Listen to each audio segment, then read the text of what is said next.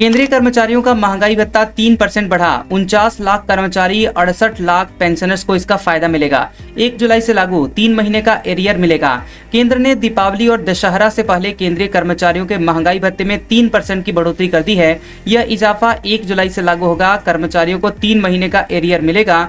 यह फैसला पीएम मोदी की अध्यक्षता में हुई कैबिनेट की मीटिंग में लिया गया है। अब कर्मचारियों का महंगाई भत्ता 55% से बढ़ाकर 58% हो गया है। इसका लाभ 49,20,000 केंद्रीय कर्मचारियों और 68,70,000 पेंशनर्स को मिलेगा। इससे केंद्र सरकार के खजाने पर 10,084 करोड़ रुपए का अतिरिक्त भार पड़ेगा।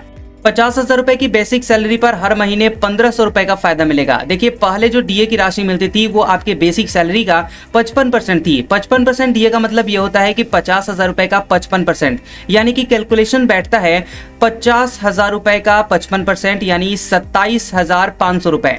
अब नए डीए की राशि 3% बढ़ा दी गई है, तो अब 58% डीए मिलेगा, जिसका मतलब यह है आपके 50,000 रुपए बेसिक सैलरी का 58% यानी कि 29,000 रुपए अब आपको डीए मिलेगा।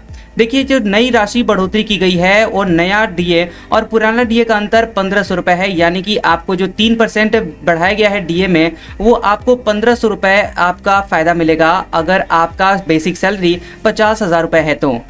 मार्च के महीने में महंगाई भत्ते में 2% की बढ़ोतरी की गई थी। तब ये 7 साल में सबसे कम इजाफा था। आमतौर पर महंगाई भत्ते में यह बढ़ोतरी 3 से 4% के बीच होती है, लेकिन उस वक्त बढ़ोतरी सिर्फ 2% की गई थी।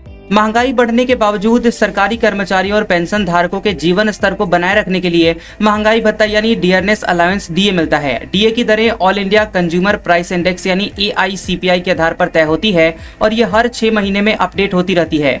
अब जान लेते हैं कि आखिर ये all India consumer price index होता क्या है। देखिए, भारत में 2 तरह की महंगाई होती है, एक रिटेल यानी खुदरा महंगाई और दूसरा थोक महंगाई। रिटेल महंगाई दर आम ग्राहकों की तरफ से दी जाने वाली कीमतों पर आधारित होती है और इसको कंज्यूमर प्राइस इंडेक्स यानी CPI कहते हैं।